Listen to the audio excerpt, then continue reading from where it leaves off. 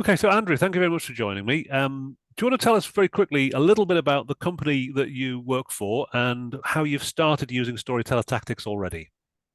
Yeah, absolutely. Thanks for your time today. I work for a company called Cable Bullet. We sell stainless steel cable railing materials for DIYers and contractors. I saw the Storyteller Tactics cards on the internet here recently and thought that would be a really great addition. We're looking at doing a brand refresh, and just everything in there looked really, really great and right up our alley for our marketing team. We started kind of looking through the cards, particularly the stories that sell.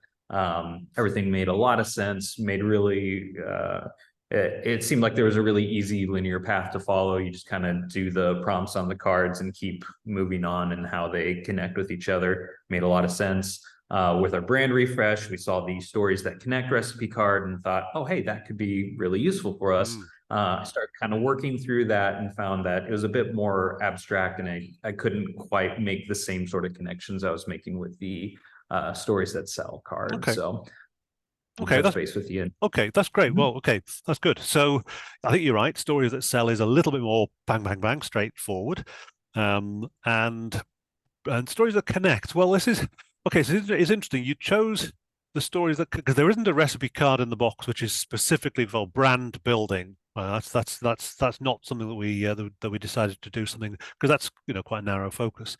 So we didn't do that. The Okay, so you went for stories that connect as a card because you're thinking we would like to be a brand that connects with people at more than just a financial transactional level. Yes. Right, that's correct. Okay. Okay. Um, right. So first thing I'll say to you and to everyone else who's listening about the story recipe cards. So this is stories that connect, and as you know, on the back there are kind of five. It breaks it down into five cards. One thing I will say is that I don't think that the idea of a recipe is quite the right metaphor in on reflection, having written it, um, because in some respect, a recipe is you follow these steps, you get a cake at the end of it. And what these cards are more like, and in stories that sell, it's a little bit like that. You follow the steps, you get a story at the end. With these, it's a little bit more like a buffet than a recipe. Whereas you walk up to a table, there are lots of dishes on the table, and you take as much or as little as you like. And you might go away with just one because you really like hummus, right? And so you go away with just hummus. Okay. Or you might go away with lots of different bits. So with hindsight, I wish I'd called them buffet cards rather than recipe cards, but hey, there you go. Um, so I've got an idea as well, by the way, for a card which I think will be actually a more perhaps a more useful tool for Mhm. looking at branding. We'll come on to that later. Let's just look at the stories that are on Stories That Connect, and bear in mind that we're talking about here is more of a buffet table than a recipe, I think. Okay, so the first thing that it says is, well, this is about walking a mile in another person's shoes.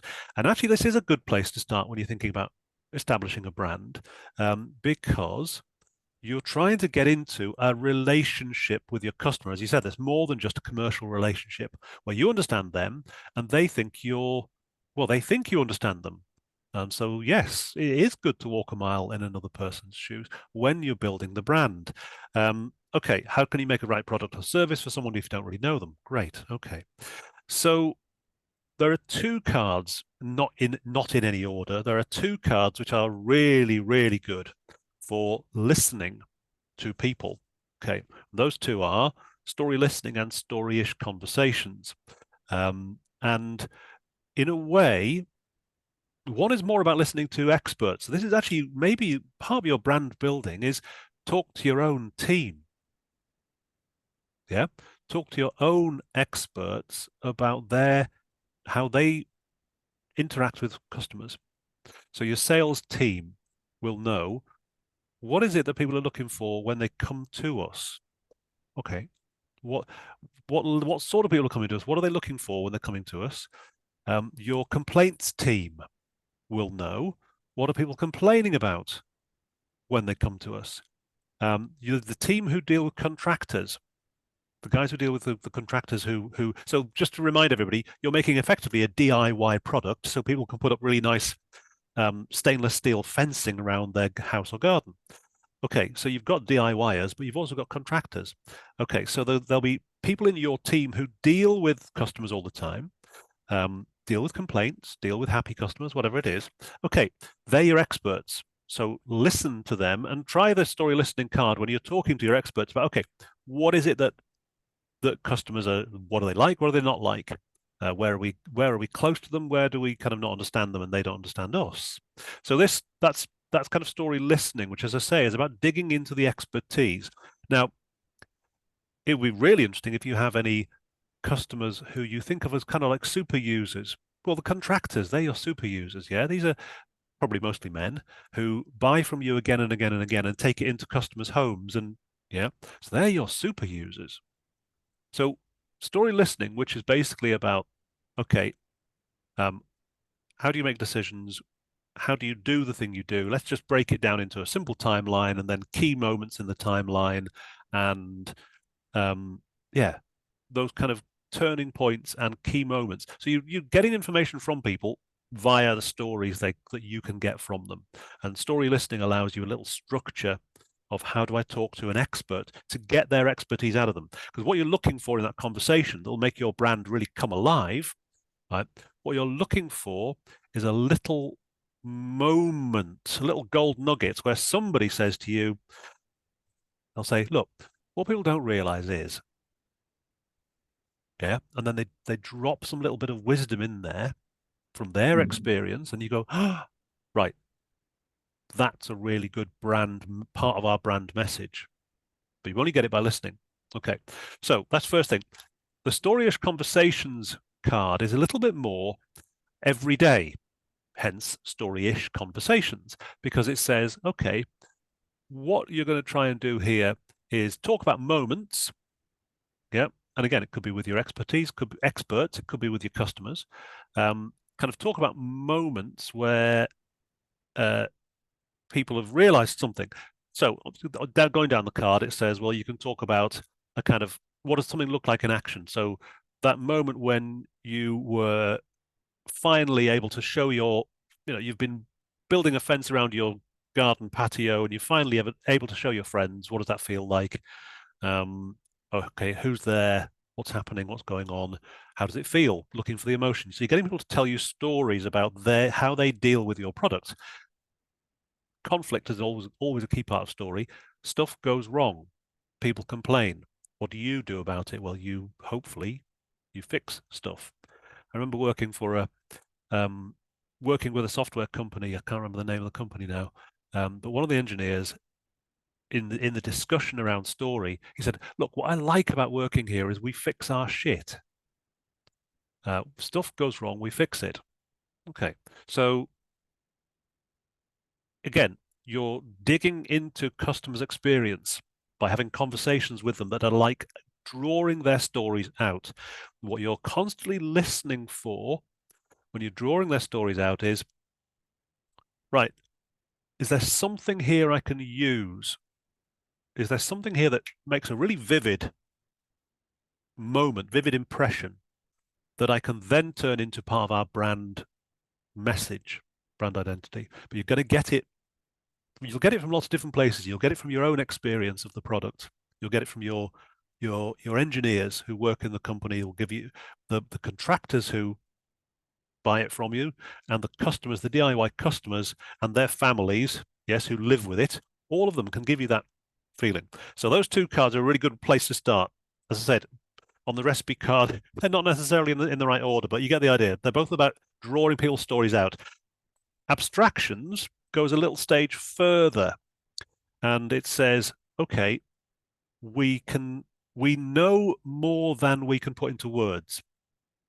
And how do we know it? Because we live it, we act it, we do it. So what you're looking for again when you're dealing with customers, I don't know how often you get to do this. So your system is like stainless steel posts and railings with a kind of wires in between. Yes, that people can tension up really nicely with your own unique form of tensioning device. So everything looks really clean and neat. You obviously sell this again and again. Do you get a chance to watch people installing it? Very occasionally we do with some local installers, we get that Okay, opportunity. okay. So it'd be interesting if you were able to watch somebody, obviously a contractor, an installer, they kind of know what they're doing. Okay, it'd be really interesting to watch a DIYer. Yep. Mm. And to watch them and think, okay, well, let's just see how we think this product is dead simple. We think it's very clever. Um, and okay, and we've tested it, but remember, you know what you're doing. What would you see? What would you notice if you watched somebody, a customer, a DIY customer, if you watched them using the product, what would you see? Because you can Mm. say to them, "Do you like it?" And they'll go, "Oh yeah, yeah, yeah. Why do you like it?" Well, it looks neat, or it was easy. Well, that's not giving you anything. Whereas if you follow, you kind of watch them, then watch how they're behaving, watch what they're doing, watch who they look to for advice. So, for example, are they constantly checking on YouTube for how to install a wire fence? So where are they getting information from? Um, and that's a much richer picture. And again, what you're looking for all the time is a little nugget, here's what I liken it to. Imagine you've got like a ball of string that's all mangled up and like a ball of wool that's all sort of all over the place, and you're trying to and eventually you'll spot one little thread that's golden that you really like, and you pull it out of the mess, and so that's Mm. what you're looking for, always the little golden thread. But you only get it by going into the mess, by just listening and having conversations, um, and letting the conversations kind of wash over you, and then thinking, right, what did people say that was really interesting here? Okay, now that you might find from the point of view of building a brand, making those connections with people around brand building, that those three cards are all you need off the buffet because they're all about listening to and watching and observing what your customers are doing.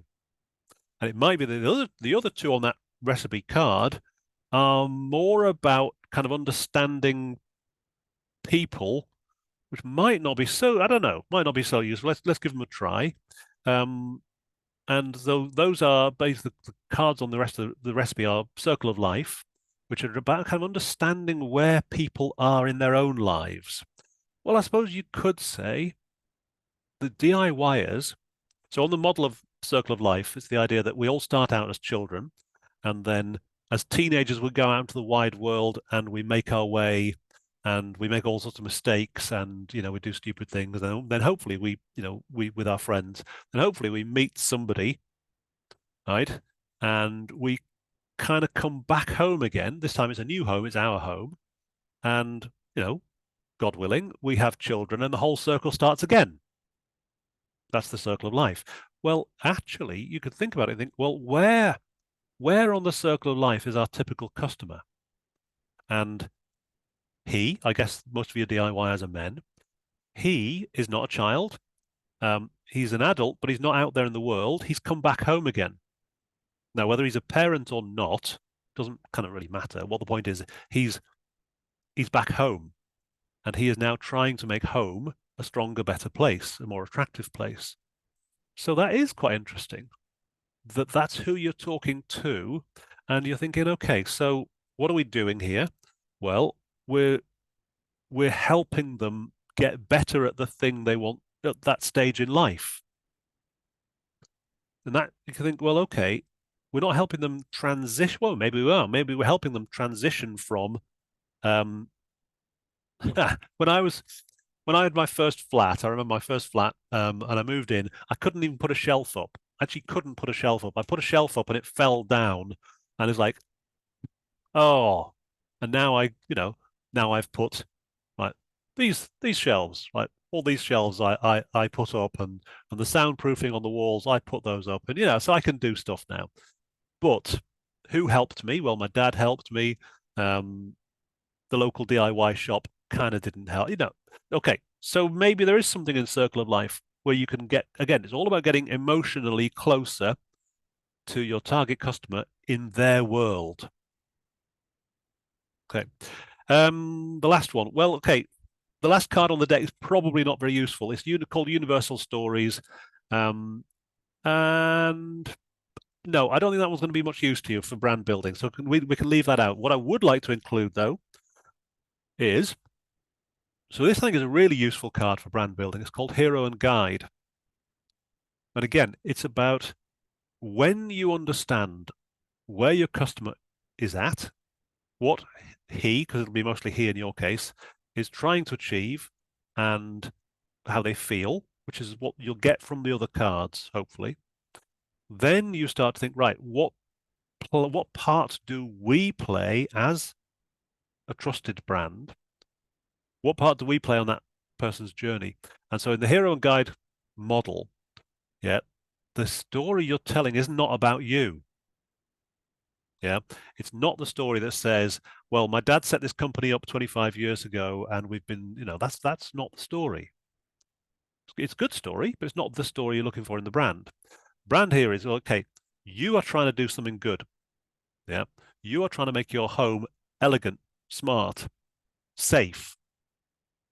Okay, we are here to help you. So on the back of this card, it gives you 6 different options for guide figures that you can play. So it's like, the Star Wars model, you're not, as you can see from the illustration, you're not Luke, you're Yoda. Okay, you're not Harry Potter, you're Dumbledore, etc., etc. Okay, so on the back of the card, it suggests 6 possible archetypes. These are archetypes, by the way. There's 6 possible archetypes that you can adopt as a guide figure, and they are the explorer, the rebel, the sage, the defender, the muse, or the warrior. Okay, now if you were working in kind of fire doors and strong windows and this sort of thing, clearly a defender model really, really works for you. Okay, with this one, it may be more like the kind of the muse, because what you're producing, and I'll put a link on this blog so people can see the product you make. But what you're producing is really elegant. Yeah, it's probably more elegant than the typical kind of fence that people can put. So maybe it's more like that. It's about expressing yourself. We're going to give you the tools to express yourself, but also we're going to give you a little bit of kind of wisdom here, which is we've developed this system to be really super smart. So I think that to add that card to the mix could be useful for you when it comes to working out that brand identity. Now, does all that make sense? Yeah, I follow that entirely. Yeah. Okay. Then what I think is also interesting is to think, and again, yeah, some of this comes from following links on the cards. So on the hero and guide card, on the back of the card, it says, "Look, there are kind of archetypal structures of story that you can look at, and rags to riches is one of them. So you could think, okay, well, we now need to start telling our brand story, and maybe it's rags to riches, which is as you've probably noticed, the classic, yeah, advertising story. You've got a problem, we can fix it. But maybe it's also maybe it's the man in a hole story. Man, do you ever get customers who come to you because they've tried doing something similar and failed? So they've tried a competitor's product, they've put fencing in, and 18 months later, it's looking crap. We do get it with some contractors. It's usually contractors who they've used another competitor's system and they hate how complex it is. Got it. Okay. So those stories are gold dust to you, by the way. Those contractors, they're a bit like the story of the prodigal son in the Bible. Yeah. So somebody goes off looking for a cheap competitor. Okay, well, you can't do anything about that. That happens. That person comes back and says, I'm never using them again. I'd rather use your system. Okay. What's the moral of that story? Well, the moral of that story is buy cheap, buy twice. Okay. So then you've gone from a rags to riches story of, look, you've got a problem, we can fix it. You've gone from that story into a no easy way or man in a hole story, yeah, where the contractor thought they were doing a clever thing by buying something cheap. Then they realize, oh, this is such a pain. This is so fiddly. It's costing me, it's actually costing me time and money, and it doesn't look as good. And so they come back to you, and that's a real happy ending because it's had a rise and fall. It's like a roller coaster. So maybe that's the kind. So what I would say from based on what you've said about your product so far is the people who use it regularly, because most DIY projects, we don't want to do them regularly. We want to do them once and never do them again, right? So those people are susceptible to rags to riches stories because that's, I did it once, I never had to do it again. Great. But your contractors do it again and again and again and again. And so those guys are going to be a really valuable source of stories. So back to story listening, back to storyish conversations. Those are the guys who are going to tell you how good your product really is. And by telling you, you need to get them to tell other people. So now you're getting into, again, jumping around the card deck, you're getting into social proof. Yep. Here's a testimonial. That's social proof. Okay. You're getting into, I think again, talking about little gold dust moments that really bring your story to life. So you're getting into like the kind of Rolls-Royce moment. Yeah, Rolls-Royce moment is a single moment that tells you everything you need to know about your product. Yeah. So it could be that there's a contractor out there saying, yeah, look, I'm fitting 35 meters of this stuff and I'm trying to do it in a day. Yeah, because it's a big job and I'm under pressure. And the system I was using, it just takes so long. And then there's this like moment where I just like, where I, okay, where I see you get the idea, something really vivid. So I think it sounds to me like you've got the reason why you've chosen the stories that connect card is because it's going to be about listening to people, and you've got a lot of listening ahead of you. But isn't that great? Yeah, yeah, absolutely. So, but hopefully what that tries to get across is the the recipes are not recipes; they're spread of dishes on a table, and yeah, sometimes it'll be really easy to find what you need, like in stories that sell. It's really easy to find what you need, Yeah. and other times you're going to have to you're gonna have to sift a little bit through your fingers and see what you find. Gotcha. Yeah, and I think just being able to know that it's acceptable to approach the recipe card as more of a buffet is hugely helpful. I really wish I'd called it something different. You live and learn, Yeah. and it's really interesting. It's quite a common, um, we get lots of very positive feedback from customers, Yeah. but that's one of the more common bits of negative feedback is how do I follow this recipe? It doesn't make sense. So I think, Mm. um, this is all again. This is about kind of story listening on our part. We are listening through the Slack channel. We are listening to customers, and we're getting, yeah, we're learning more by listening. There you go. Sure. There you go. Okay, listen, Andrew. Any other questions you want to ask about? Well, whilst we've got the time and we've got the chance, anything else you want to ask about the tactics? No, I think like when I was approaching each individual card, I kind of got a good idea of how to use it. Several of them were, like I said earlier, very much more linear, really easy to approach. The abstractions one was the one card I was like, I'm not fully sure how to use it, but understanding that kind of those stories that connect seems like it's more about observing your customers and just trying to collect those stories and then maybe move those stories into something that you can hone more into a Yeah, story they it tell. the abstractions one is difficult, and I was sort of playing it around with my wife, who acts as a very good sort of critical reader for me. because she doesn't take any nonsense.